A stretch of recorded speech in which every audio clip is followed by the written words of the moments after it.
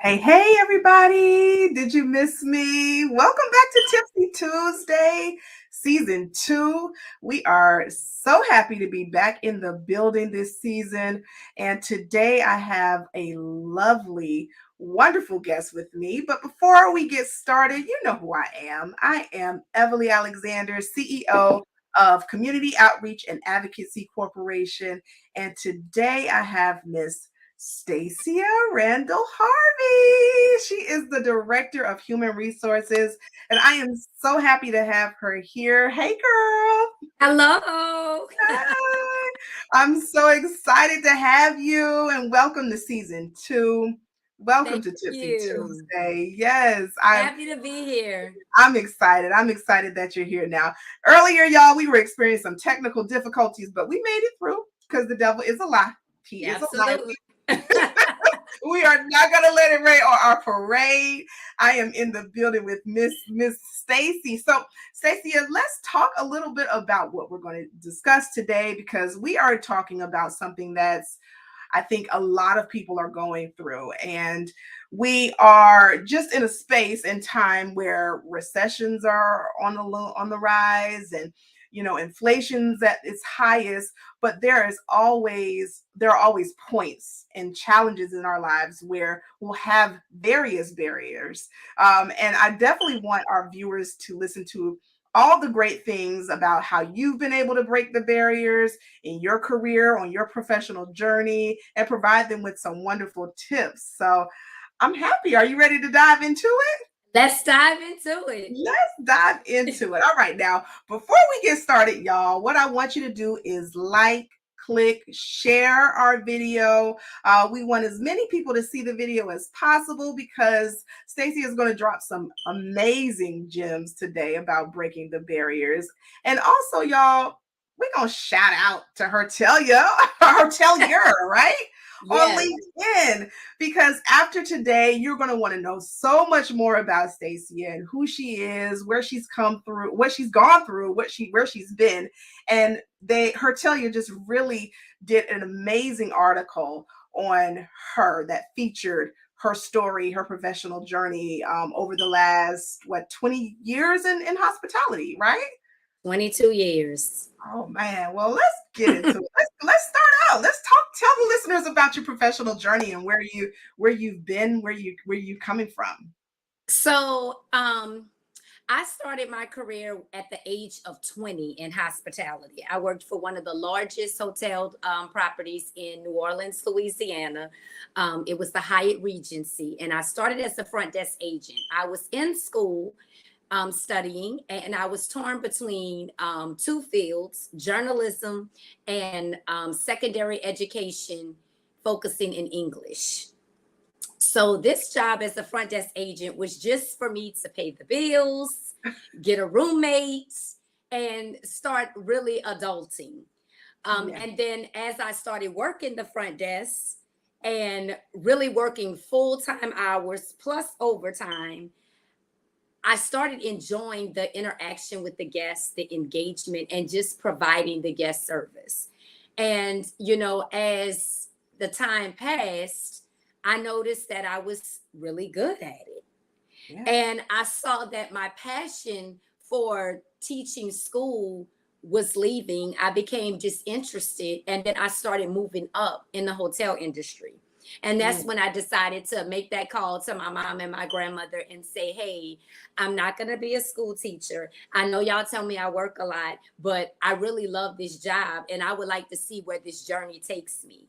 And I am so glad that I actually had the courage to do what I wanted to do and not pursue something that my grandmother or my mom wanted me to pursue. I found my passion and I held on to it for 22 years and moved my way up through operations to become a director of HR.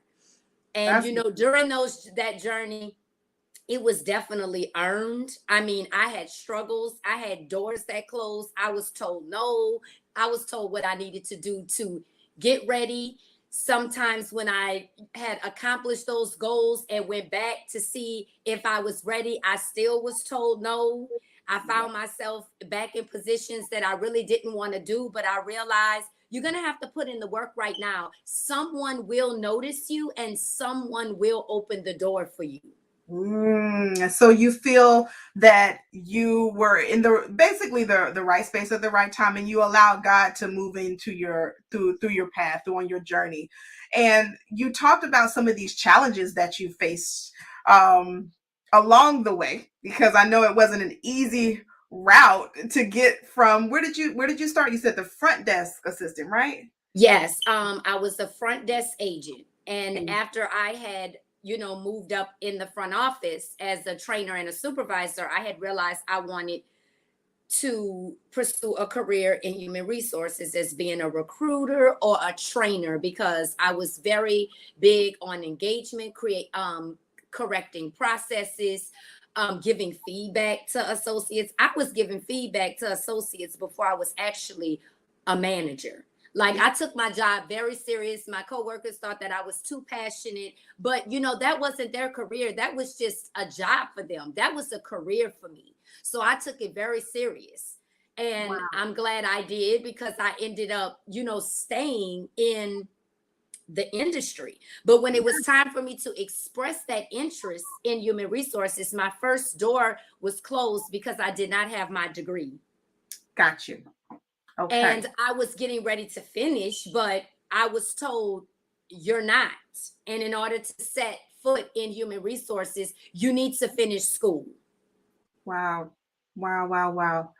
And then so you felt like that prevented you from going forward at that point. Did you ever go and finish your degree, or did you just say, you know what, I'm going to try another door and see what else opens?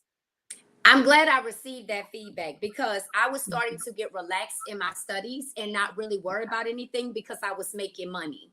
So when I was told that no, I realized this is becoming a barrier, me not completing my education. And when you don't have that degree, this is what happens. Mm-hmm. So instead of me looking at it in a negative side, I started saying, I need to beef up these classes, and I need to hurry up, and I need to get out. Because if I want to be in HR, looking at all these job postings, they're saying not preferred, required for a college degree. I am going to keep reaching this challenge. So it took me a little bit longer to get out of school. All my friends got out in 4 years, and I got out in 6, because I didn't think it was important. I felt like I'm already moving up. I'm going to get the degree in my own time. And I did get it. And I'm so glad that that person told me no, because I think if I would have just transitioned into HR without it, I don't even know if I'd have went back and finished. And when I went and finished, I just decided I needed to pursue a master's, because I felt like the bachelor's wasn't good enough. And I was like, the next time that I go for another position, it will not be I'm getting denied because of lack of education. Got you. I understand that. And you're right. Because academics and education, number one, plays a huge role just in overcoming certain barriers that people face in life. You know what I mean? But I guess I do have a question for you. So there are a few people that come my way. Since I do write resumes, one of the things that I hear, or let me just kind of make a reference point. I have a few clients who've been trying to jump into HR. And while they have a degree, they have an education, they have maybe they've gone and got a certification. What would you tell somebody who was struggling? Maybe they don't have a background in HR, but now they're looking to make that transition. They have the degree in human resources. They may be either working on a certification or they don't have a certification. Like, what would you tell somebody with that particular challenge? I feel experience is major, but I also feel you need to look at your resume and look at different ways that you could tailor it to what you're currently doing to where you want to go. So if you're in a role that is not HR, but you're problem solving, you're being creative, you're being a forward thinker, you're organized, you need to highlight those characteristics so HR could view you as these are transferable skills. And I want to give you a chance. And I'm telling you right now, it is hard to find great HR people.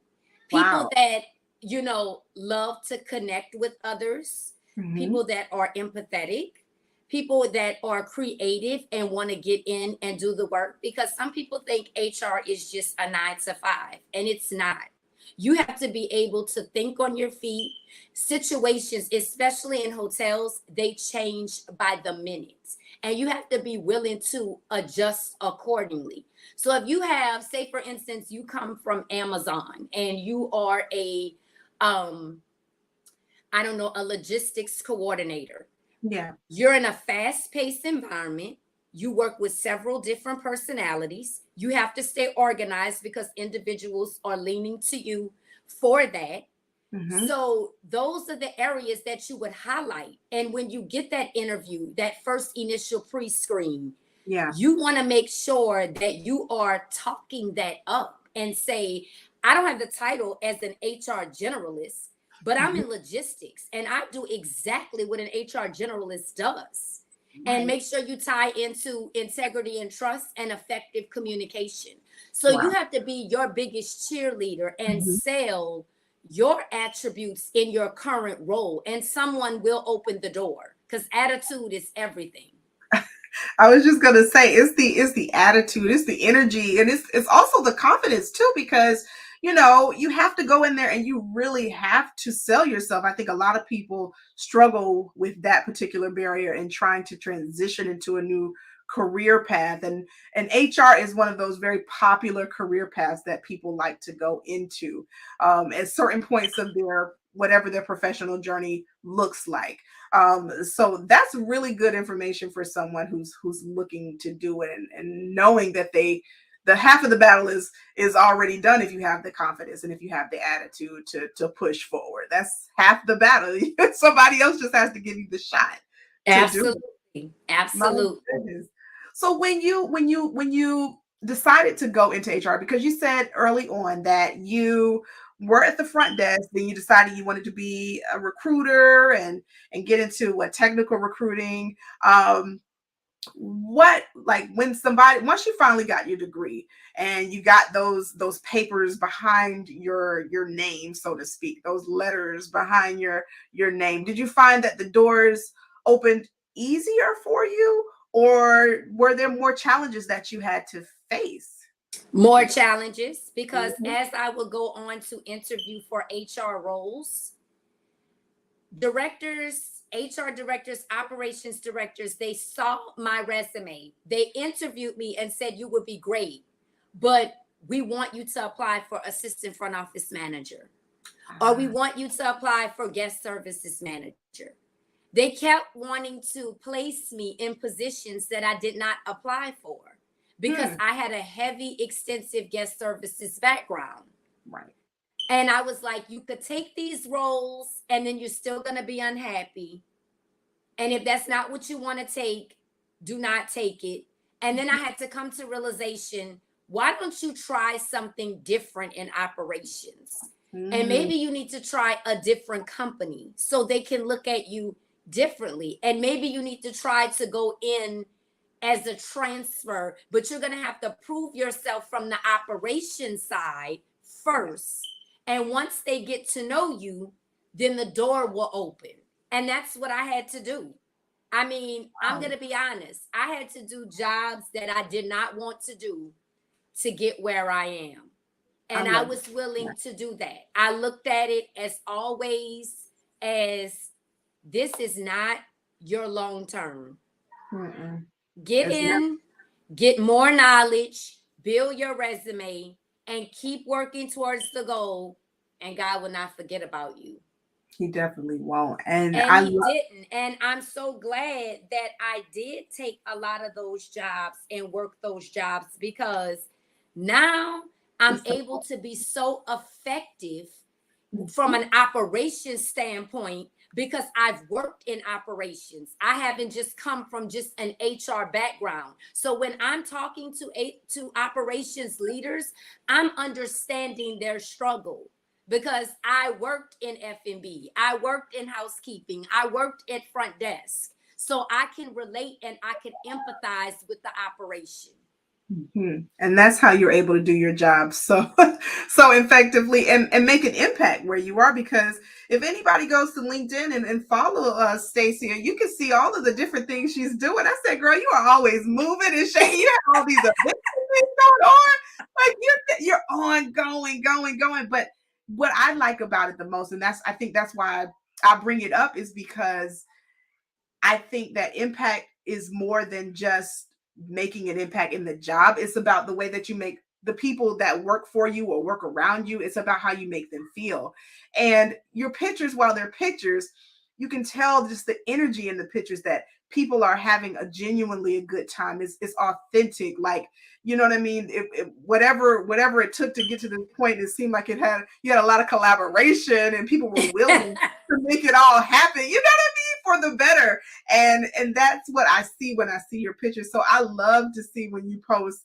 I'm like, girl, go ahead. Thank you. I love it. It's a beautiful thing. Like that, yes, that's why you are in this role. Because some people, it's like you said earlier, it's just a title. They just want money. They just want to be there just as a figurehead. And for you, you're very hands-on. You're very in it, it seems. And so that's what I recognize about you. That impact is really, really strong, from what I've seen. And from, of course, our conversations. I know you are a go-getter. So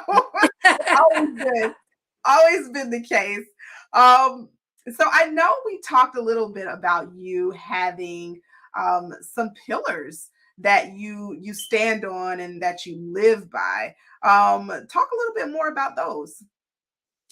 Um, well, I realized that you are your biggest cheerleader. Mhm. You know, if no one else is there saying you can do this, you have to be the one to do that. And how you do that is stop thinking about all the things that could go wrong in different situations and keep a positive mind frame of all the things that can go right. And think about all of the great attributes that you have.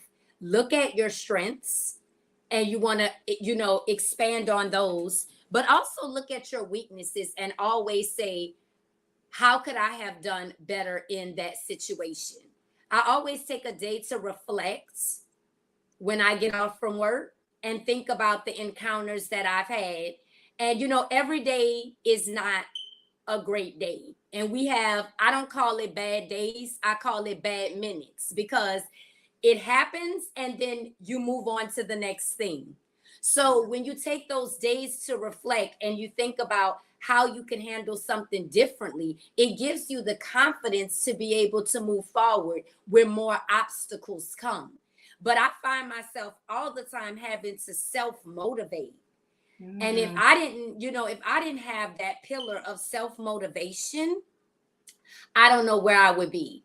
Like I love to motivate myself to keep going, to keep a positive mind frame, even when not so good things are happening. Mhm. Now, as I'm maturing and I'm leading individuals, I am now trying to find the good in it because I don't want to spend so much time thinking about all the negative things. It could just really crowd your mind and stop you from moving forward. I love that. I love it. So fear is fear, loyalty, and confidence, and being motivated. Having that self motivation is big. What would you tell somebody who is struggling with that? As we're talking about breaking barriers, and a lot of people are mentally challenged, right? And not necessarily from mental illness. Just there are challenges in their lives, struggles in their lives that prevent them or keeps them from being self-motivated and wanting to push further and just relishing in the fears that they have, not moving and not being able to take that leap of action. What would you tell somebody, or what advice would you give somebody who was basically stuck in their own way? I used to be that way, and I had to figure out what I really wanted. Wow. You know, and everybody's not able to be honest with themselves. But there was a time where I was all over the place. I didn't know what I wanted to do. I was saying I didn't want to be a director. I could stay a number two for as long as possible. I don't want the responsibility to always fall on me. And then the song got old. You know, after 6 years of being an assistant director, you start looking at your resume and you start saying, what are you doing? Woo. You know, what is your plan? What is this what you work so hard for, to break down all these barriers, to just let your goals become stagnant? Oof. I started going into a phase of being comfortable. Mm. And when you go into a phase of being comfortable, then you stop learning. Yep. Your mind shuts down. You're not learning anything. You're not moving forward. You just start accepting what you already know and not even worrying about what you don't know. Mm. And I had to have a moment of self-reflection to ask myself, what are you doing? What do you want? And maybe it may not look attractive right now at this moment, but maybe you just need to wait on God to send you that right position where you want to walk into that role and say, yes, now it's time for me to be a director. And that's what I had to do. I had to pray about that. And I was like, God, I don't know what I'm looking for if I was to become a director of HR, but it has to be the right role. And it took 6 years for me to get in the right role. And I could tell you now, the role I'm in, I'm able to utilize all of my gifts. Wow. To be in a position and work for a company that culture talks about love for their associates. Wow. And you can talk about it freely, and you can empathize, and you can demonstrate that without being looked at differently. That was just all me, because I'm a very passionate person in what I deliver. I like to speak to each and every individual. I will give you feedback, whether it's good or whether it's bad. But when a person leaves my office, they're going to feel great about themselves. And I had to realize I have a purpose and I have a walk, and I have to be placed where he wants me to be. Because it's not all about being at the top. It's about, what are you doing for the people? That's right. Are you making them a better person? Are you leading the way? I look at it as God has given me a gift. And it's selfish to me to hold the gift. I have to spread the gift of love so people can see what that looks like. Wow. You know, sometimes people have a bad day, but they may come to one of my events that has love and say, I wasn't getting it at home, but I got it from the Whitley. Wow. And that's huge. That is huge. That's really big. And I love that that's what you lead with, you know, because to find a company that actually, you know, and I feel like companies, some of the landscape is shifting, right? Some are, but leading with more empathy, leading with more love, leading with more inclusivity. But that's still not often found. We're still people are still in positions and still in companies where it's robotic. I don't care what you've got going on at home. I don't care how you feel. Do this, or you can kick rocks, whatever. You know what I mean? Like, there is to lead with love and to lead with I have a gift and I am in a position where I can now utilize my gift the way that God has intended me to utilize. And to know that that's what's happening is top notch. It's top notch, because so many people lack awareness about their gifts and talents. So many people get comfortable. So many people get rattled with fear, and they don't move forward. They don't stay loyal to what they're hearing, what they're feeling, what they need in order to push forward. And that's what you had to show yourself. That's what you had to come to, your aha moment of, this is where I need to go. This is where God is positioning me. And then to be confident in doing so, and actually take action, because I'm like, you know, there are people who can they'll hear God all day, but they won't take action. They won't move forward. They Right. they won't lead with love. They'll just follow the same rigmarole that's been taught to them. They won't do what they're hearing or what they're feeling. And here you are leading with a lot of these pillars that you speak of in the self-motivation, getting somebody else motivated, allowing them to feel loved on at work. Not often heard of. Not often heard of. And that I'm sure your team and everybody around you love you for that. I really know. I know that they do. I know Mhm. that they have. That's amazing. That really is.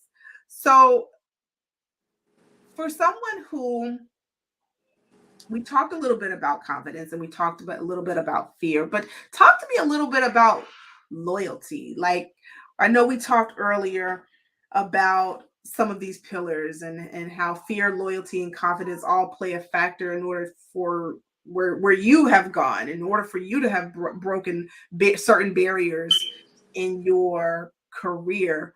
What would what would loyalty look like for somebody? Is it just staying the task? Is it staying at one job, staying in one industry? But what does loyalty look like for someone like you? So the loyalty cannot come in until you have found what you really want to do, Mhm. because you will find yourself wavering in loyalty when you're not really seeking your purpose and Mm. you are just trying to chase money, trying Mm. to chase a title, looking at what the next person is doing and saying, oh, I see they're always getting promoted. What is going on with me? You know, it's not a race. It's not. And a lot of people are running a race and not realizing they are running by themselves. Nobody is looking at you. No one is running against you. No one is trying to compete with you. But in the mind, because you are so focused on what others are doing and not focusing on your purpose, your loyalty wavers. Wow. Meaning you're willing to entertain conversations, interviews, all of these other opportunities because you want to see if you could do better than the next person or if you could find your happiness through that opportunity. But the loyalty comes once you find your purpose and what you want to do. Hmm. The loyalty will come with your leaders. You know, Yeah. I have been loyal to my leaders, even Hmm. in the past. Yeah. And when it was time for me to go, it was never nothing done underhanded because I was already having conversations about my battles, things that I was uncomfortable with, things that I feared. And when Wow. it was time for the next opportunity to come, it was, you know, a no-brainer. I'm going to have the conversation because we've been having the conversation. Hmm. So the loyalty has always lied with my past leaders. So it was never an issue whenever it was time for me to move on. It was more of congratulations, you've been ready. I knew you could do it. They become the cheerleader because of the loyalty. But loyalty has to come when you know your purpose. I have seen so many people jump ship and go different places, and you talk to them and they like, the money is good, or I got the title, or I Yeah. just want to relocate to this place. And you're like, girl, you still not in your purpose. Ooh. What are you doing? But who am I to ask that question? Because I had to find mine. So I don't ask anybody about their journeys because Yeah. I know how mine was. And there was a Yeah. point where I didn't know where I wanted to go. But I always kept loyalty because, especially in human resources, integrity and trust is big. And every leader that I had has always said, if you cannot trust the person in your office, they can't work for you. And that is so true. Hmm. Wow. Wow. Well, let's talk a little bit more about that purpose. When did you have this epiphany of like, oh, this is my purpose. Like, I'm not just doing this because I like it. When did you have that aha moment? Actually, I was sitting in a diversity meeting and we were talking about barriers for colored women. Hmm. And one of the barriers that we were talking about was we always say we're not ready for something. And Did that was you? me. That was you. Wow. When others may say I don't know how to do the job, but I'll learn it when I get there. That part. And they That go part. into those roles without having no training or nothing, and they wing it. Yes, they do. And I'm sitting there saying, why am I? And I had to raise my hand and said, that's me. I'm Wow. always saying I'm not ready. But I've been an assistant for 6 years. You've been ready. I've been ready. Yeah, you were ready. And then I look at my leaders and I'm like, you know, others are probably saying, because your leadership is reflected by your product. Right. So I didn't want to be one of those individuals that was stagnant and someone is viewing my leader as if they can't produce someone that could get to the next level. Wow. So I'm like, what am I waiting for? When I get promoted, it's a reflection of my past leaders' leadership. Mm-hmm. And by me sitting here saying I'm not ready, you know, I don't want her to feel like, well, what am I not doing? Because she still has this fear. It was a self thing. And that meeting really, it's like literally a light bulb just like clicked. I loved it. And I started going home and talking to my husband and saying, you know, I'm just over this saying I'm not ready. Like, I need to stop saying that. Like, I'm speaking negativity into what could happen for me. Wow. And words are powerful. They are. And I was starting to believe it. And that's when I told you the comfort levels started kicking in. When you start singing the same song and saying I could be a number 2 for the rest of my life, you stop learning. You stop being a sponge. You start getting comfortable. And I've worked with people that have been comfortable. Yeah. And it's not good. They check out. Mm-hmm. Their team sees that they're not engaged. And I didn't want to become that kind of leader. Huh. I love that. I love that you had that light bulb moment, you know, and took, like I just keep saying, take action, because people have it. They have it. They have the light bulb. But they don't, some people really just don't understand how powerful words are. The things that you feed yourself, the things that you're listening to, the things that you are surrounding yourself with, you will become. You will become, whether that's positive or negative. And some people say, well, that's not negative. It's just a realistic view, or you know, it's not optimistic, but it's my reality, you know, and still not realizing that still holds a lot of negativity.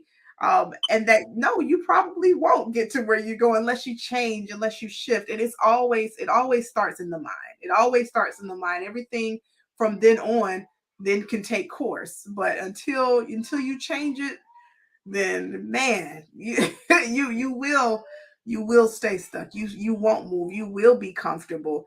And it's easy to do. It's easy very.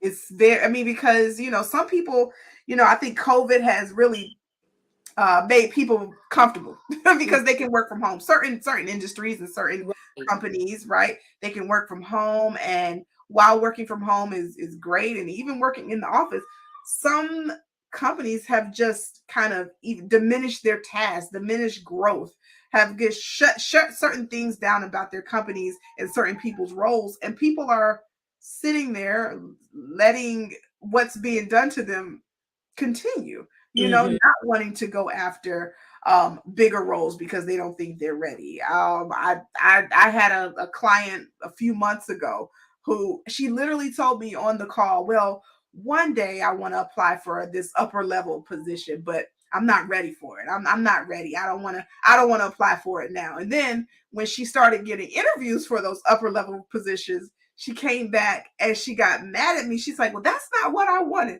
I wanted this lower level role. I was surprised.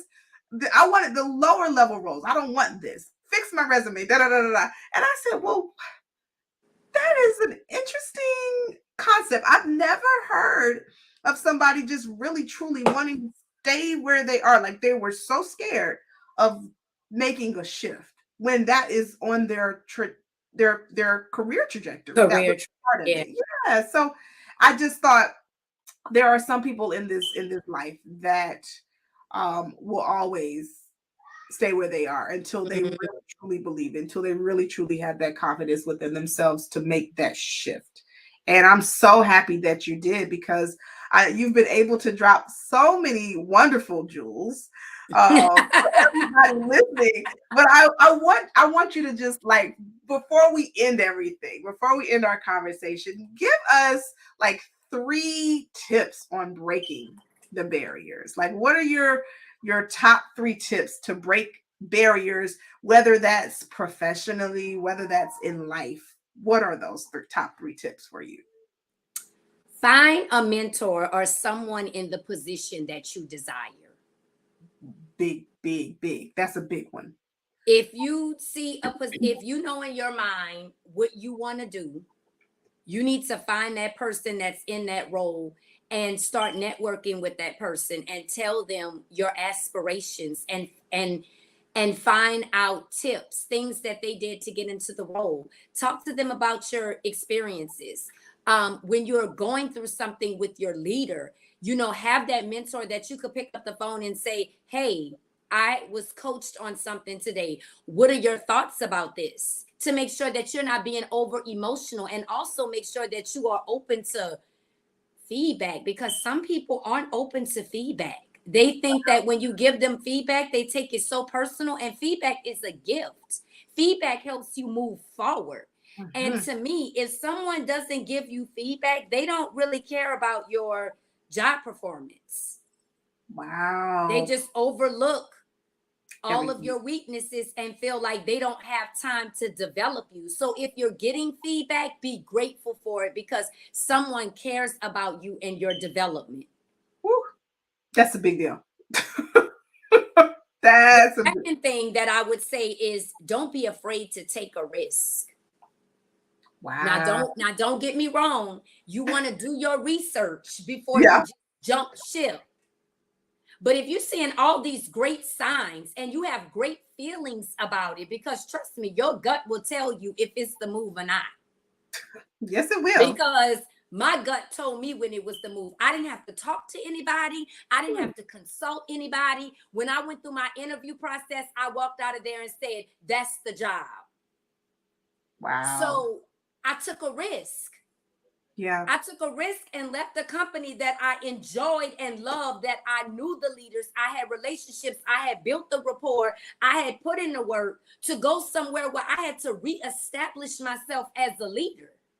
Hmm. But it was the best risk that I could have ever taken, because it challenged me and it moved me into the purpose of the walk and the path that God had for me. I love it. And I the third thing that I would say,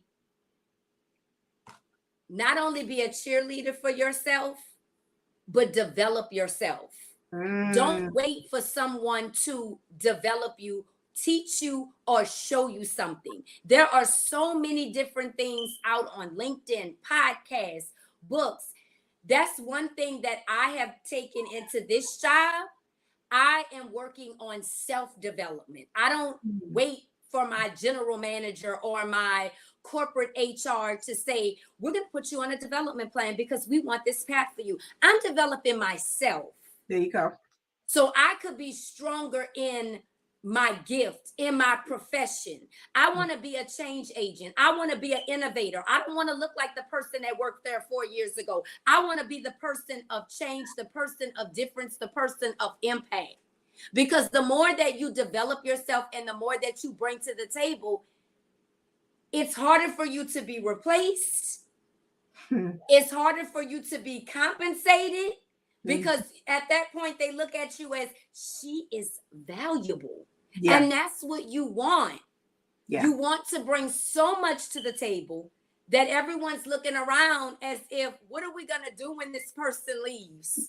Or you Yeah. want to leave a legacy behind, where when somebody comes behind you, they're saying, we have some shoes to fill. Absolutely. So when you go into the job, don't worry about what the person did before you. Hmm. Worry about the impact that you're going to bring for the future in front of you. There you go. Big deal. I love it. Were some true gems. I love that. I love that. Keep your eyes on the prize. Move forward. Make impact. You know, the last three tips are huge because mentorship really does help propel you to another level. I know that certain people in corporate companies, they have corporate mentors and mentorship programs for some people, but there are a lot of companies who don't have anything in place like that. And so making it for yourself, finding somebody that you trust, finding a leader that you admire, finding somebody that you can maybe just throw ideas back and forth with is it's a game changer, because that also leads into the development of yourself. It leads into the development of your skill skill sets outside of doing what courses on LinkedIn or courses through what is it, Coursera or Udemy or whomever, or whatever type of certifications that there are. That's like in addition to having someone to go back and forth with, having someone to help you develop yourself and to take a risk, girl. That's the sum of it. That's the sum of it. Yes. You gotta jump. You have to jump. You have to leap. And it's not going to always feel comfortable, right? Because if you want to make impact and you want to grow, you have to get uncomfortable sometimes. But like you say, that was the best leap for you to change your situation so you can go somewhere and be a leader, because you know that was your path. You know where God has positioned you or how he's positioned you. So and I want to piggyback on, when I said, you want to be sure that you become so valuable to their life, they're hard to replace. Everybody is replaceable. Whew. Everybody. Hard truth. But you want at the end of the day, when you're ready to go on to your next chapter, you want your boss or your leader to say, she was great. And this is the benchmark that I would like to use for my next candidate. Woo. And when I say taking risks, because some people, they take the risk, but you have to take your risks professionally. Meaning, go out with a bang. When you get your offer letter, don't say, I'm not about to finish my 2 weeks, or, you just stop giving it your all because you feel like you're about to go to the next chapter in your life and you're not going to never burn your bridge. Because you may go on and take that risk to a new chapter, but when that chapter ends, you may see a company that you worked for years ago, and you want to make sure you left on a professional and a good note. Exactly. And I see professionals that do that. They find their next big break, and then the next thing you know, they only could give a week notice. They taking a vacation and their 2 weeks notice. They're saying, oh, I can't do this, I can't do that. They're dumping all the work, and people are like, they're checked out. Don't check out. Don't check out, because you're still in your 2 weeks, and you still want people to remember your impact, not let them remember how you left. Wow. In a negative way. Mm-hmm. That's good advice.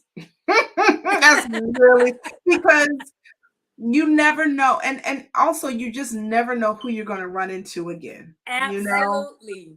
Absolutely. Even if you are in like say you're in a different profession and then you were with the company that you left on a bad note with, you never know what those people could do. They could make a shift too, and now y'all end up back in the same industry, same circles, and they still have that negative taste about you in their mouth from how you left.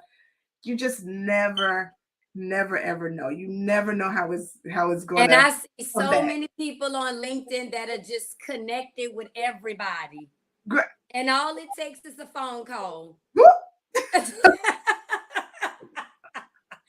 All it takes is a phone call. Wow, you are so right. All it takes is a phone call. Look, a DM at this point. A DM. Remember her? Yeah. Yeah, I remember her. And you don't want that response to be no comment. don't, because you never know what's happening behind the scenes. You don't know why didn't get that job. You may think, oh, you don't know. So you gotta know. You never know what people know. And I always, growing up, my parents always told me it's a big world, but it's a small world. You never know. You never know who's watching you. You never know who's paying attention. You never know who you're impacting. So yeah, you got to pay attention to how you leave these companies and go out for sure. Right. Oh my goodness. Well, Stacia, it's been such a pleasure talking to you. Thank you. I truly enjoyed it. I hope that, these tips help someone, and, they can feel free to follow me on LinkedIn and reach out to me if they have any personal questions. I'm definitely open to that. I love it. Well, let's get to Shameless Plugs, everybody, because this is the part of the show where we hold no bars. We are plugging everything. You already know what it is. So because we met with Miss Stacia, we will plug her first. Follow her on LinkedIn, y'all. Okay. All you got to do is type in Stacia Harvey Randall. It's nobody else like her on LinkedIn. Right? Nobody. You're not gonna find another Stacia here on LinkedIn. You gotta go. You're not. You gotta find it. And then her beautiful face. You're not gonna miss her face. So you're gonna be able to see it, all the things that she's done. And I just want to wish you so much success. I know it. I know I see continued success, continued blessings for you in everything that you decide to do, whether that's as director of human resources and beyond, because I love that. I speak high favor on you. I know that will happen for you. Thank you. Yeah, absolutely. Absolutely. And of course, you guys, don't forget to support the nonprofit. Community Outreach and Advocacy Corporation is out here. We are feeding people. We are clothing people. We are housing people. We are putting people back into jobs. So definitely view our website at coexservices.com. That is where my true passion comes from. That's where God has positioned me as well to help people level up professionally and personally. And this is something that is near and dear to me. And if you're wondering how I met Miss Stacia, you already know. Exactly. I found Miss Avale on LinkedIn. Yes. And, there are so many people out there that are doing career coaching and also resume writing. But it was just something about her LinkedIn that sparked my interest. And I was like, I'm going to reach out to her. So she helped me boss up my resume before my next role. And it seemed like when she bossed up that resume, I had like 5 individuals contact me for pre-screening in the same week. So she emailed me and was like, how's it going? I was like, 5 people had reached out. She was like, okay, choices. So if you want to take a look at your resume and you know that it needs to level up, I would definitely recommend her services. I mean, she was professional. Her consultation was on time. She was very in-depth, and she provided you with the service and what you were looking for to get out of your resume. So she comes to from me as a high recommendation. Oh my goodness. Well, girl, thank you. That was a better plug than I was going to. I appreciate that. And that you're right, because when I reached out to Stacia, I was like, well, it's only been a few days, but let me check, because I knew she was applying for a role. She said, I got so many different. I said, well, wow, that's a big deal. But my thing is, it was an energy alignment. You know what I mean? It was what you wanted. You just needed certain pieces to make these puzzles click and to connect, and that was that. And so I never really truly take the credit for it, because to me, a resume is just a paper. You can't, if you're not utilizing it, if you're not really putting forth the effort to really truly direct your own steps and listen to what God has, then sometimes that really won't connect the way that you think it would once we're done with the process. But right. I'm so happy that you were able to get what you want. And isn't the director role that you have, wasn't that from the Good Resume Project? Or yes, it was. Okay. Yes. That's a beautiful thing. I love it. Well, I am so happy. I'm so happy that we were connected. And of course, if you want to be a speaker for Tipsy Tuesdays, I always have it up.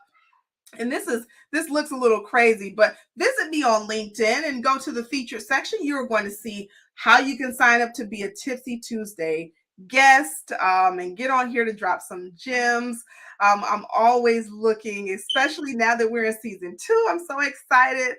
But yay! Yeah, it was such a pleasure. It was a Yes, pleasure. I truly enjoyed it. Yes, ma'am. And thank you so much. And thank you, everybody, for tuning in. Don't forget Yes, to like. thank you. Yes, don't forget to like, share, and comment. Leave us some great comments. Follow Stacia. Follow me on LinkedIn. You can also follow the Good Resume Project on Facebook and Instagram as well. Well, until then, y'all have a good one. Bye. Bye. Bye.